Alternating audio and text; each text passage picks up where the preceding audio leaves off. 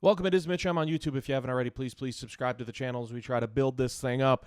Packers get set to head east this weekend. They're taking on the New York Giants. It is Packers-Giants final thoughts. Not that this really matters. It's irrelevant at this point, but of course, Brian Daboll fired as the head coach of the New York Giants. Rookie sensation at quarterback Jackson Dart will not be out there this Sunday for the New York Giants, but I was kind of combing over the couple of options. If you had a choice, in Green Bay could have either faced Jackson Dart at quarterback, but it meant Brian Daboll was still in place at head coach, or go with the option the Packers are facing on Sunday, which is interim head coach Mike Kafka, with third-string quarterback Jameis Winston making his first start with the Giants. Which one would you choose? Because I think it's very easy to say, well, Jackson Dart was putting together a pretty good rookie season, and the Packers are kind of dodging a bullet. They're a true run-pass, dual-threat quarterback, and we saw what he did against Chicago before he exited that game. We've seen what he's done really this year in what has been a really good rookie campaign in a limited amount of starts. He did not start the season as QB1 for New York, but since taking over, Jackson Dart's been pretty damn good.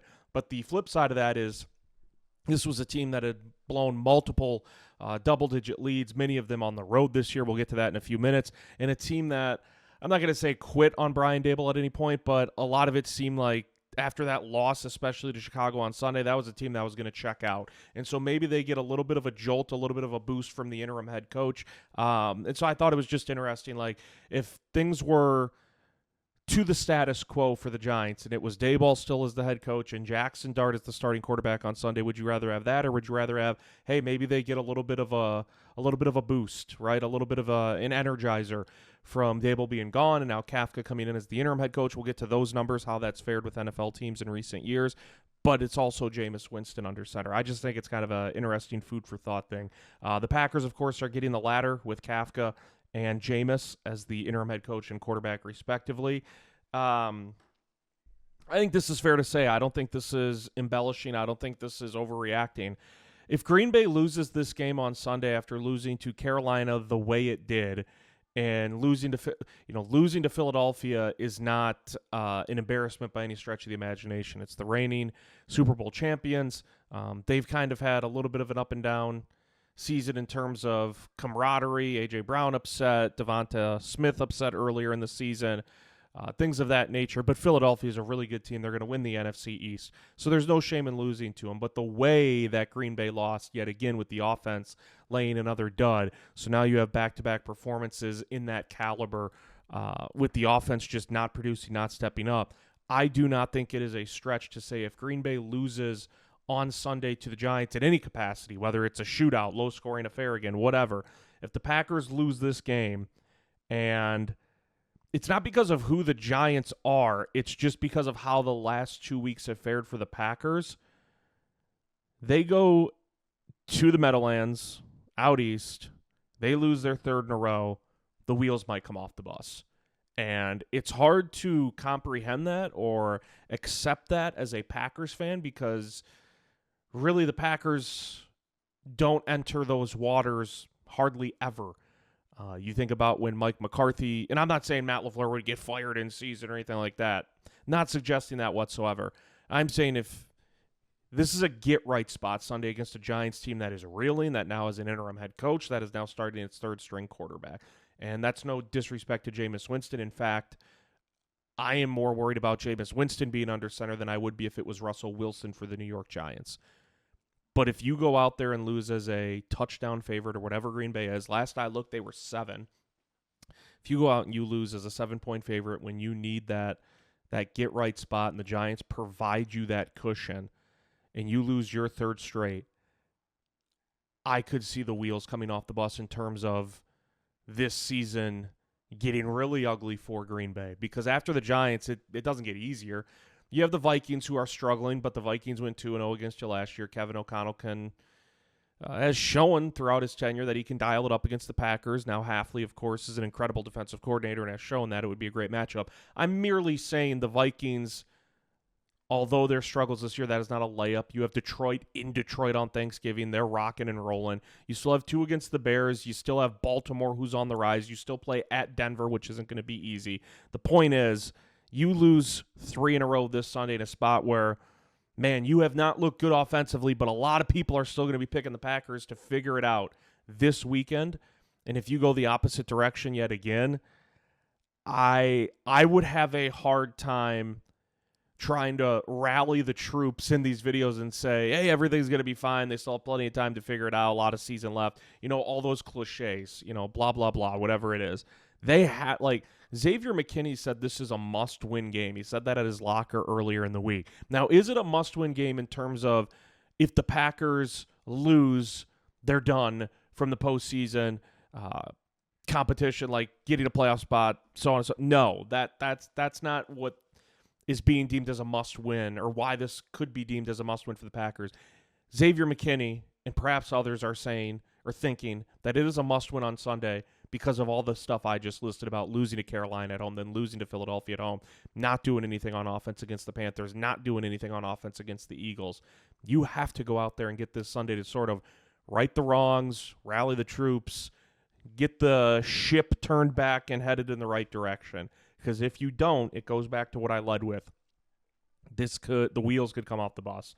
We're also in a spot where, as much as I believe this is a get-right spot for the Packers, Mitch, I'm on YouTube, by the way. Please subscribe if you haven't already. Cost you nothing, helps me immensely as we try to build up the channel. I have no idea what to expect from the Packers. I don't. I cannot sit. They've been Jekyll and Hyde. They've been Jekyll and Hyde all season long. Coming off that second half against Pittsburgh, Jordan Love slinging that thing, but slinging the seed, and all those completions consecutively, out-dueling Aaron Rodgers in Pittsburgh against the Steelers. I was led to believe, wow, the Green Bay could go on a run here. They have the Panthers, they have the Eagles, but both are at home, and then the Giants, and I think a lot of people felt that way. And so to see them then follow that up with 2 losses, coming off a spot where they already lost, the wins over Detroit in week 1 and Washington in week 2, only to go and lay that big egg in Cleveland week 3. It's Jekyll and Hyde with the Packers to the point where I want to believe they're going to go win on Sunday. The odds makers are reflecting. Again, a 7-point road favorite is not something you commonly see in the NFL. And so the odds makers believe Green Bay should go on the road and get it done. But I can't sit here and, pound my fist on the desk and say I'm so confident, so sure that the Packers are going to win, because I would have said that going into the game against Carolina. I would have said that going into the game against Cleveland back in week 3. I probably would have said it the following week against Dallas in week 4. I would have said, okay, they got an ugly one out of the way. They just lost at Cleveland. They'll rebound against a Dallas team that they should beat. And Green Bay was a 7.5-point favorite in that game. And then we all know what happened with the 40-40 tie. So I can't really try to hammer down exactly how I think this is going to go any given week with the Packers, because it's become a complete crapshoot with them. The loss to Cleveland was all right, they'll wake up, they'll beat Dallas, 7.5-point favorite. Wrong. And after the Carolina loss a couple weeks ago, I was like, it won't be easy against Philly, and maybe they lose to the Eagles, but the product's going to look a lot better. The offense is going to figure out some stuff because it can't possibly play as poorly as it did against Carolina a week ago. Wrong. And so I can't sit here and tell you I feel an abundant amount of confidence going into this game against the Giants. And it kind of goes back to my point from the last video I did. I don't want to... the one thing we have that we can do as fans and content creators that the team shouldn't be doing is look ahead. We can kind of peek ahead and try to forecast some things. And I had mentioned it, I don't know if it was the last video or 2 videos ago that I did. If this Packers team makes the playoffs, and right now they'd be the 7 seed heading to the 2 seed Seattle on Wild Card Weekend, but that's looking way ahead, and a lot of things will change by then, obviously.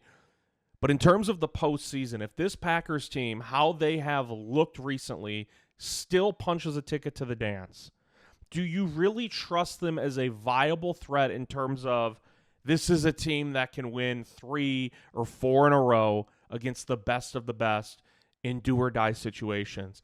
At this point, one thing I can confidently tell you today is no, I do not trust the Packers whatsoever as a team that, even if they make the playoffs right now, that this is a team I could see going on a run and winning 3 or 4 in a row. Now, could that opinion change? Certainly. And a lot of people believe in the mindset that, hey, whoever's playing hot going into the postseason. Like, whoever's really firing on all cylinders, just circle that team, remember that team, store it away. So there's plenty of time for Green Bay to figure this out. But if we're talking postseason picture, I had one of my buddies this week send me the bracket and how it laid out. And Green Bay being the 7th seed at the moment. And he sent it to me, and he was like, Darnold, Hurts, potentially Goff to get to the Super Bowl, like, not as bad as it sounds. I'm like, dude, people are looking at Green Bay right now and saying food. Like, they're looking at Green Bay and saying, awesome, great defense, but we'll take that matchup against that offense and how that offensive line looks and how that play calling has gone and how that quarterback has the training wheels on and how that quarterback has made some critical turnovers in some really, really tough spots where you can ill afford to turn it over. And so people right now, other teams can't be looking at Green Bay like, oh gosh, murderer's row. Like, we don't want any part of that. Right now they're looking at it like that's a really good defense, but we think we can contain that offense. And so, no, at the moment, it's hard for me to really stick my neck out and say, I think Green Bay at this moment can still be a team that could roll through the postseason and where's it at, Santa Clara this year and end up in Santa Clara in February. That opinion can change, but really it starts Sunday with a get-right spot against the Giants. Mitch, I am on YouTube, as I mentioned. Please click subscribe. Helps me build up the channel. Cost you nothing. Always appreciative of all the support. Want to look at a couple of the numbers for this matchup. Jameis Winston will be making his first start with the Giants. And if you look at previous pit stops he's had, he was drafted number 1 by Tampa Bay. Was that a decade ago now? That's crazy to think about. I think it was about a decade ago. And so Jameis was drafted number 1 overall, made the pit stop in New Orleans, made the pit stop in Cleveland. He's in New York now. And if you just go back and look at his first starts with these other teams, Jameis Winston has been a menace. He started his first game for the Saints in 2021. Interestingly enough, it came against Green Bay. Season opener 2021. Game was in Jacksonville on a neutral site. I'm sure you all remember how that went. The Packers lost the season opener to a Jameis Winston-led New Orleans Saints team by a final score of 38-3 in a game where Winston completed 70% of his passes and had 5 touchdowns and no interceptions. 5 touchdowns, no interceptions for Jameis Winston. His first start as a New Orleans Saint back in 2021 came against the Packers, 38-33 win. At his most recent pit stop before arriving in New York, Winston got his first nod in Cleveland in 2024, mid-season, kind of right around there. He was not the opening day starter for the Cleveland Browns. The Browns were 1-6, and they said, let's give Jameis Winston a shot. They were 1-6 to start the season in 2024. They turned to the veteran Jameis Winston. They handed the keys to him against Baltimore, typically a thorn in the side for the Cleveland Browns in the AFC North. And hey, Jameis, here's your first start as a Cleveland Brown. You're going up against that Ravens defense in 2024. Winston went out and threw for 334 yards, 3 touchdowns, no interceptions again. We know that's been an issue that's plagued him throughout his career. And Cleveland beat Baltimore 29-24. And so all I'm saying is when teams have turned to Jameis Winston, there is a track record here where there has been an immediate boost, an immediate jolt for that team, for that offense, for that unit, for that organization. First start as a Saint, 2021 against the Packers, 5 touchdowns, no interceptions, 38-3 win. First start as a Cleveland Brown, 2024, they're 1-6. It is a sinking ship in Cleveland. Jameis says, I got your back. 334 yards, 3 touchdowns, no interceptions. They beat Baltimore 29-24. Now he gets his first start as a New York Giant midseason. They're 2-8. They just fired their head coach. How's that going to look? History would tell us, and again, it's a small sample size, but history would tell us when Jameis Winston takes over for the first time, a lot of good things typically happen. So this will not be a walk in the park for Jeff Hafley's defense. I love Green Bay's defense. I trust Green Bay's defense. This might not be the matchup you want, which is why I circled back to earlier when I said I would have preferred it was Russell Wilson. I think with Russell Wilson, you know what you're getting at this point. You know exactly what you're getting. And with all due respect to him, he's a Super Bowl winner. He's really, really good quarterback throughout his career with Seattle and a couple of other pit stops since then. Jameis Winston does not Russell Wilson does not inflict a whole hell of a lot of fear in you if you're a defense preparing for him. Jameis Winston, on the other hand, it's lightning in a bottle.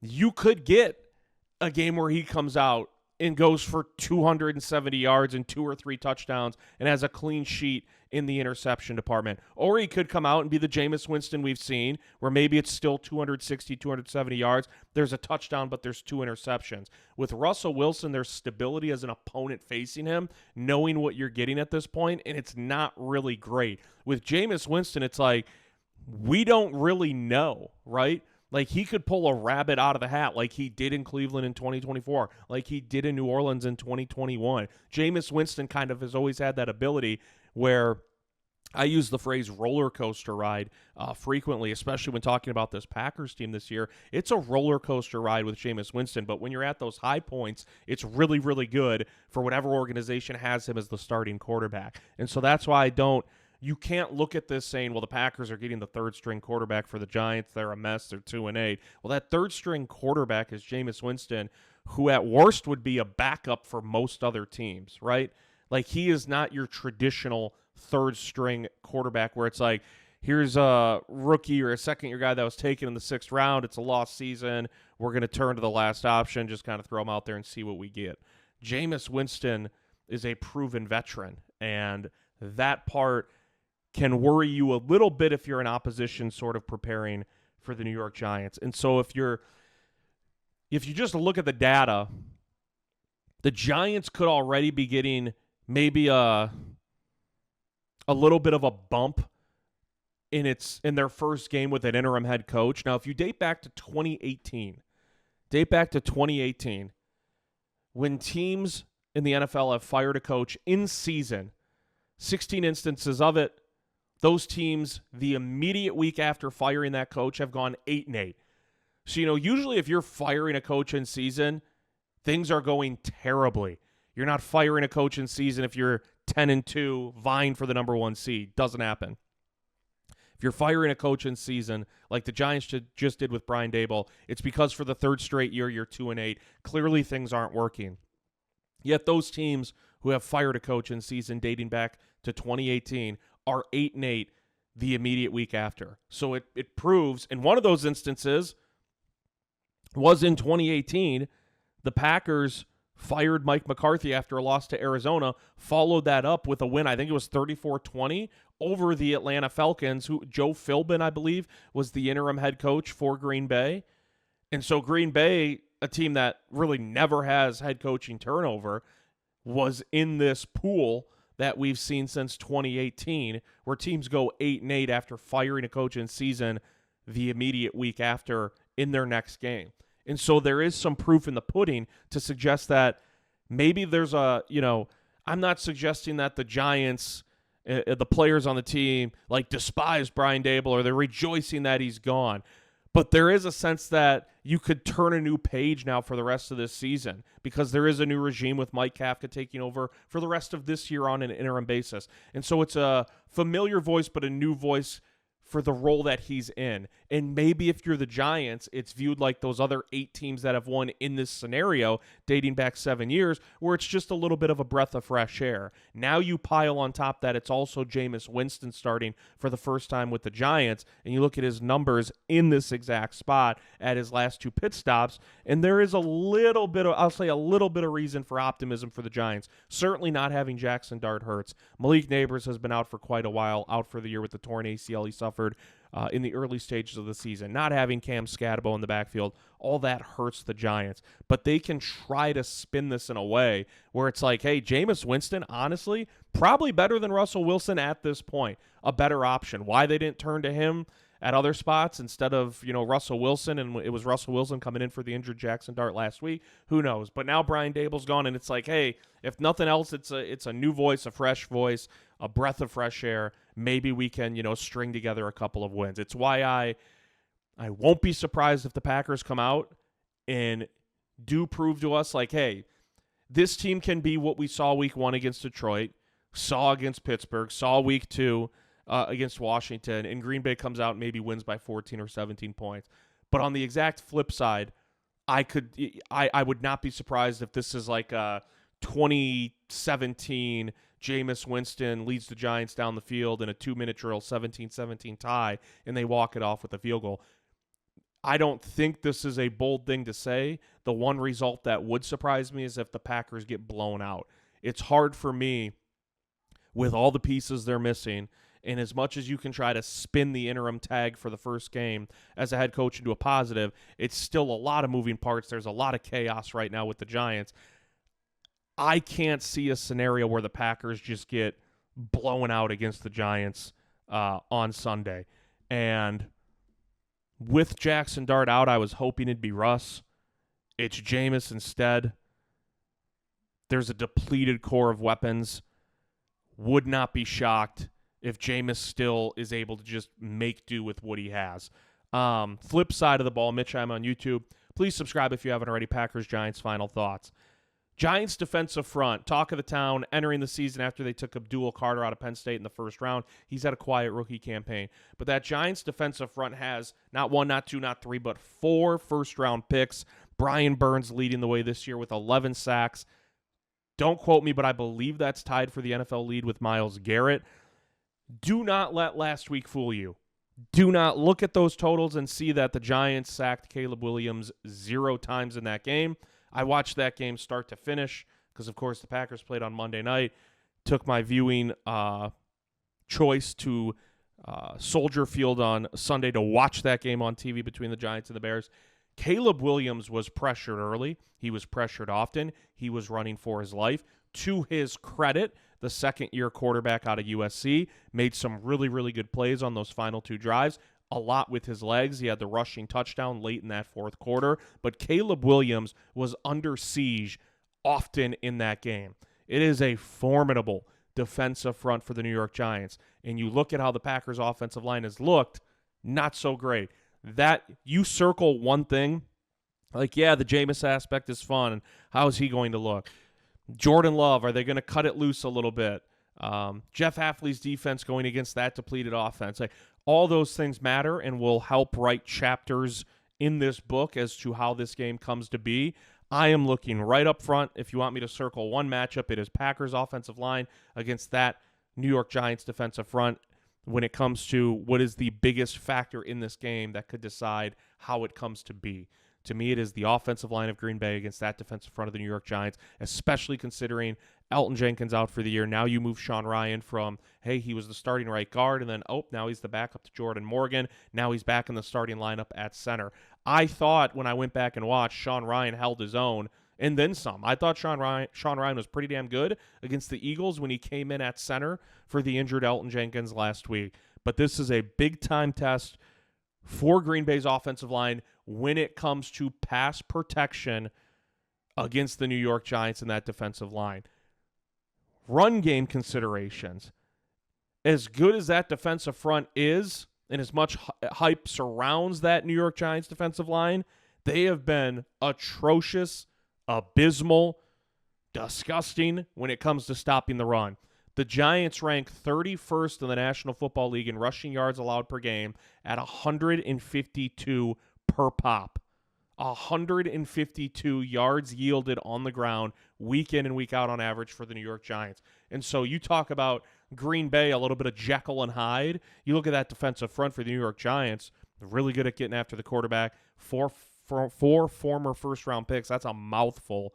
So they're good at pressuring the opposing quarterback, have not been good at stopping the run. And so as much as we want this to be a week where, hey, finally cut Jordan Love loose, let's see what we got.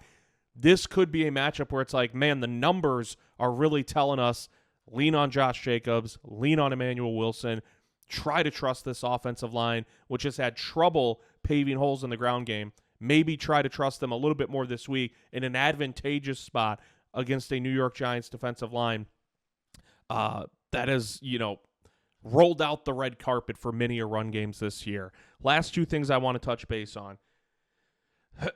I had mentioned to a few buddies, and this is not Matt LaFleur related at all, To me, a disaster scenario for the Packers this year is you either come up short of the playoffs or you get to the playoffs and it's one and done, and the same regime is back, but Jeff Hafley becomes a head coach somewhere else. This is not meant to be a shot at Dom Capers, Mike Pettin, Joe Barry, a number of defensive coordinators that have come and gone for the Packers in the last couple of decades. Matt LaFleur deserves a lot of credit because he hit the nail on the head when he chose Jeff Hafley to be the defensive coordinator for the Green Bay Packers. There is, without a doubt in my mind, and you can bring up the Micah Parsons trade. This was a really good defense last year. Then they added Micah Parsons. Green Bay struck gold getting Hafley as the defensive coordinator. Would not be surprised if he ends up he's for sure going to get interviews, or at least requested for head coaching interviews during this cycle coming up in the offseason. Would not be surprised if he's the head coach somewhere else. To me, a disaster scenario is you come up short of the playoffs, you get to the playoffs and it's one and done, and the same regime is back, but Hafley is a head coach somewhere else. I think he's that valuable. I think he's that important. I think the defense speaks for itself, and a lot of that circles back to the defensive coordinator in Jeff Hafley. You talk about I said a breath of fresh air for the Giants, maybe getting an interim head coach in. Jeff Hafley has been more than just a breath of fresh air from what we saw in Joe Barry's few years as defensive coordinator for the Packers. I mean, it has been sensational with Jeff Hafley, so much so that there's a frustrating element to he has been so good as a DC that certainly he is going to end up being a head coach somewhere else at some point in time and get that opportunity that is well-deserved. But for a Packers franchise that, I mean, we've been slamming our heads off the wall for years, begging, pleading, please get it right at defensive coordinator. Now that the Packers have, they've hit the nail on the head so well that this guy could be gone after just 2 years as the DC. And the reason I bring it up now is the Giants have this opening. Jeff Hafley grew up, I think he said 30, 40 minutes away from where the Giants played. He got 30 tickets for friends, family to go to the game on Sunday. This could be an audition of sorts for Jeff Hafley and the Giants brass and the Giants brain trust to see firsthand look at this defense going up against our team. We could have that guy potentially as the head coach for the New York Giants next year. I saw Adam Schefter of ESPN. I think he was on ESPN Milwaukee this week I believe. And he had said an owner had called him asking about potential candidates for the Giants, yada, yada, yada. Basically, the gist of it was this anonymous owner was saying, like, Jeff Hafley. Like, Jeff Hafley would be the perfect fit for the Giants for so many reasons.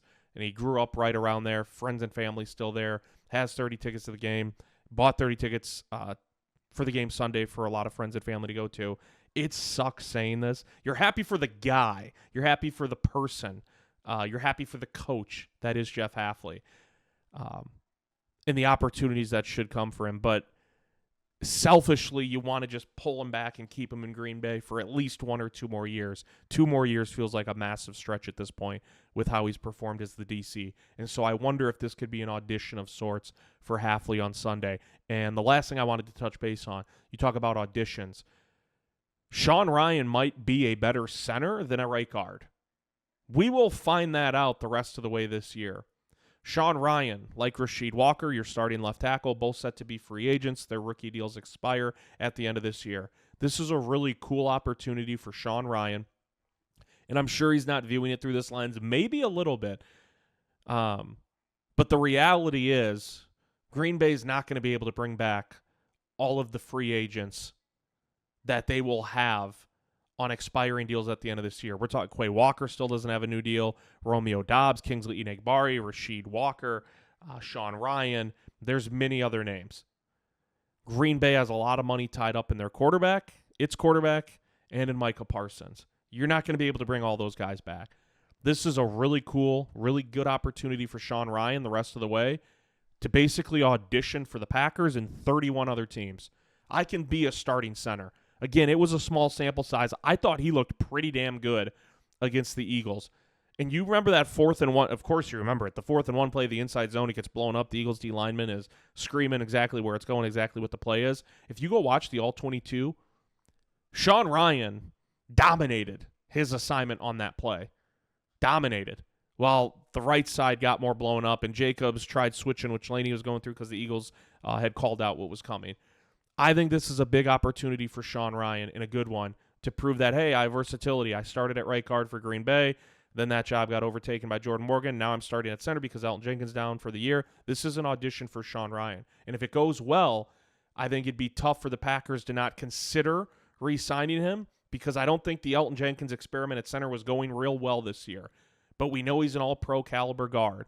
But then you have to talk about, well, what do we do with Aaron Banks? And what would we do? Is Jordan Morgan a right guard? He doesn't really look like it. Do we shoot him over to left tackle if Rasheed Walker walks? There's going to be so many pieces moving around on the chessboard. I just wanted to bring up that I thought Sean Ryan looked pretty damn good against the Eagles in those reps at center last week, and this is a great audition for him to not only show the Packers but 31 other teams as he likely heads into free agency this offseason that, hey, I can be a good center if he keeps that level of play up. And obviously, for the now, it helps the Packers immensely if that's the case. Let me know what you guys and gals think about all this, the game. It's... Xavier McKinney says it's a must-win. We'll see how the Packers fare against a Jameis Winston-led New York Giants team with an interim head coach for the first time this year. Mitch M on YouTube, please subscribe if you haven't already. Always appreciative of all the support. We'll see you after the game on Sunday.